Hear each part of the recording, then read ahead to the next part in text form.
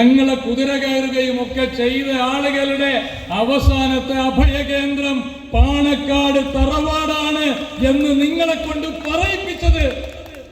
ഞങ്ങൾ വലിയ പോക്കിരിത്തരമൊന്നും ചെയ്തിട്ടല്ല. ഞങ്ങളുടെ ശബ്ദം കേൾക്കുന്ന കമ്മ്യൂണിസ്റ്റുകാരോട് പറയുന്നത്, നിങ്ങൾക്ക് ഭരിക്കാൻ അറിയില്ല,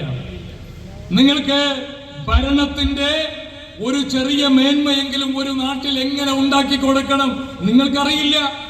എന്റെ മുമ്പിലിരിക്കുന്ന ഓരോ മനുഷ്യരോടും അഭിമാനത്തോടെ ഞാൻ പറയുന്നു, നിങ്ങൾ ആരെങ്കിലും ഈ തിരുനാവായയിലെ മുസ്ലിം ലീഗ് സമ്മേളനത്തിന്റെ കേൾവിക്കാരായ മുഴുവൻ ആളുകളോട് ഞാൻ പറയുന്നത്,